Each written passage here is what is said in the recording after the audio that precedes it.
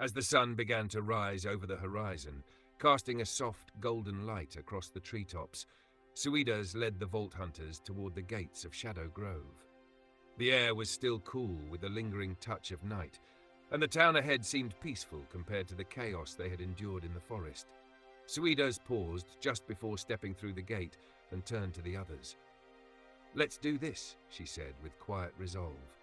The Vault Hunters took their first steps into Shadow Grove, their guards still raised but slowly easing as they realized this place seemed free of the constant threats that had hounded them through the woods. No goblins, no orcs, and thankfully, no one dressed as a tooth fairy. So far, so good. The town, while clearly weathered by hardship, had a welcoming atmosphere. The cobblestone streets, lined with modest buildings, gave off a rustic charm. In the distance, they spotted a large building with a clock on top, though it was far from a traditional clock tower. It was squat and sturdy, its clock ticking away as though keeping pace with the town's steady rhythm of life. Cliff, in his usual playful spirit, had found a psycho mask somewhere along the way and put it on, turning to Mr. Phantom with a mischievous grin. "How do you breathe through these things?" he asked, his voice muffled by the mask. Mr. Phantom, ever composed, gave a small shrug. "It's a skill you will never learn, my friend," he replied dryly. To their left, Suida's eyes lit up as she spotted a potion shop. The shelves inside were lined with elixirs and concoctions, the sight of which filled her with excitement. Cliff, meanwhile, practically bounced at the sight of a weapons and gear shop next to it, his excitement bubbling over as he ripped off the psycho mask, finally ready to get his hands on some new firepower. On the right side of the cobblestone road, they spotted a large building with a sign hanging above its entrance, Lucky's Tavern. The sign swung gently in the breeze, welcoming any and all patrons looking for a drink and some respite.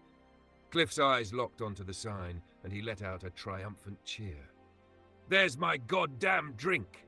he exclaimed, practically salivating at the thought of finally getting to relax with a cold one after the madness they had been through. Suidas smiled to herself as Cliff charged toward the tavern, already imagining the drink in his hand. Shadow Grove wasn't the largest of towns, but it had a charm of its own, a quiet spot in a dangerous world. It was the perfect place for the Vault Hunters to rest, regroup, and prepare for whatever lay ahead. As they approached the tavern, the Vault Hunters knew this moment of peace wouldn't last forever, but for now, they had found a safe haven, and for the first time in a while, they could breathe easy. Didn't even hesitate as he pushed open the doors to Lucky's Tavern, the promise of a drink fueling his enthusiasm. Inside, the large tavern was quiet, with just a few patrons scattered around, clearly not the peak hours for business.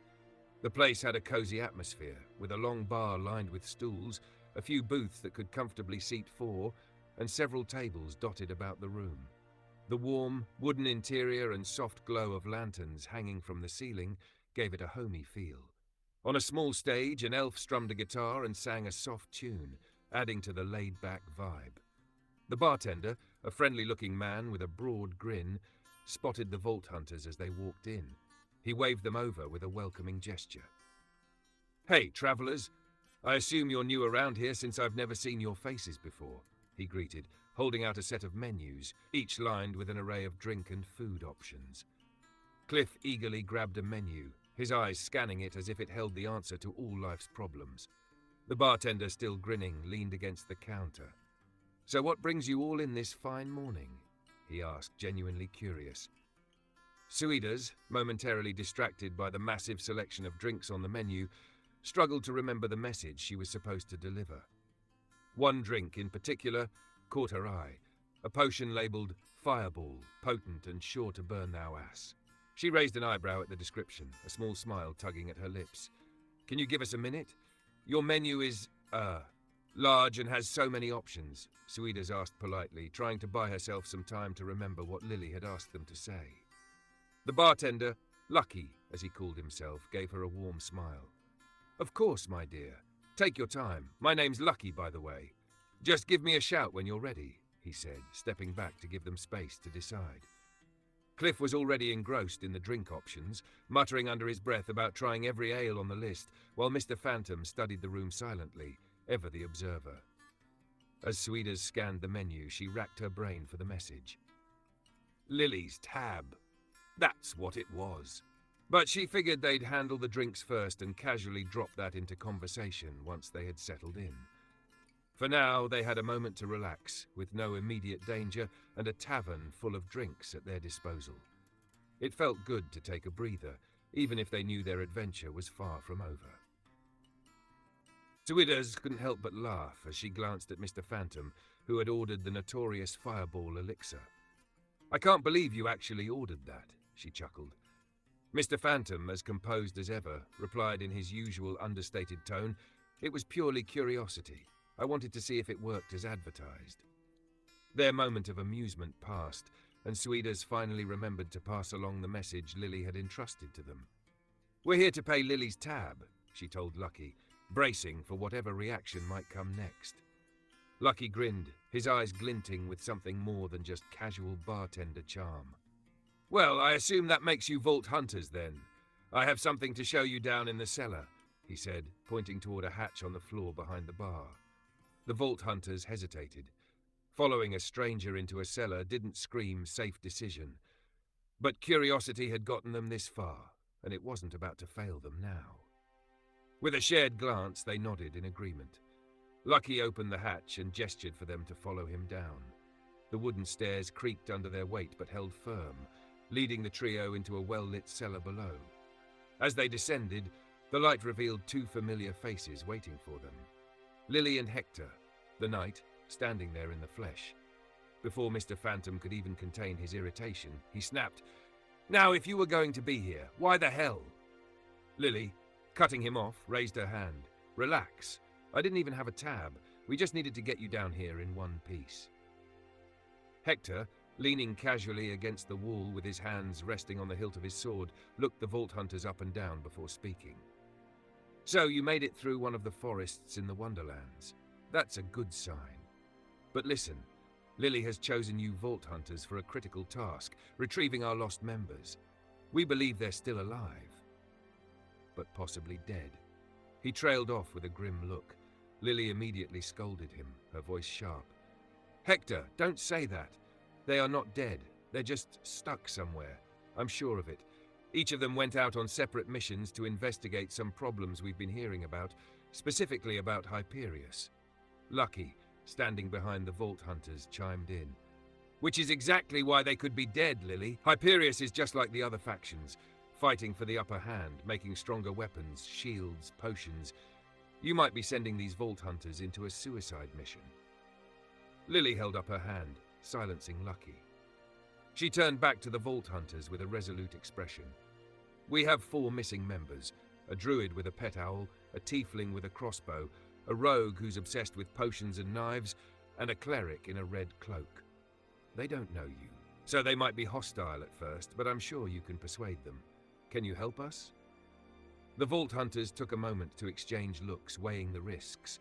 After some quiet deliberation, they agreed to help, but only after securing a promise of endless drinks and a hefty sum of gold as their reward.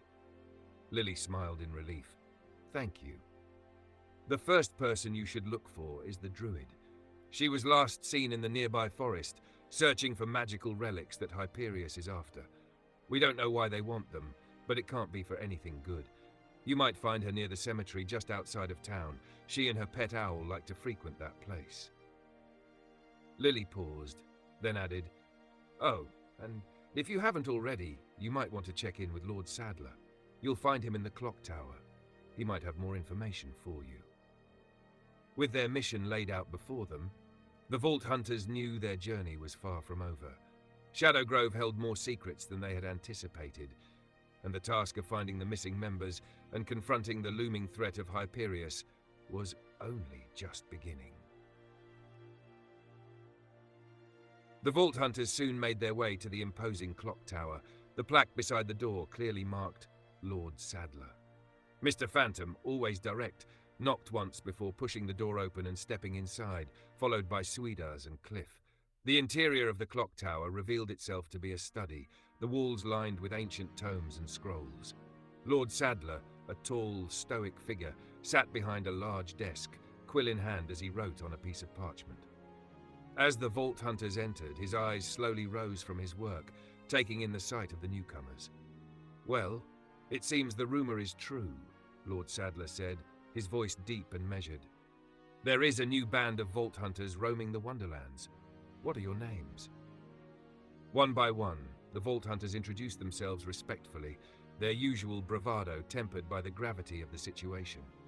Lord Sadler stood from his desk and moved to the large window behind him, gazing out across the town. "I'll keep things short and sweet," he began. "We need the help of skilled Vault Hunters. Hyperius has been growing at an alarming rate. Their army and influence grow stronger with every passing day, and they are actively searching for magical relics that have been hidden within the Wonderlands for centuries. These relics are powerful, dangerous in the wrong hands, and we must stop Hyperius from obtaining them." He turned back to face the group, his expression serious.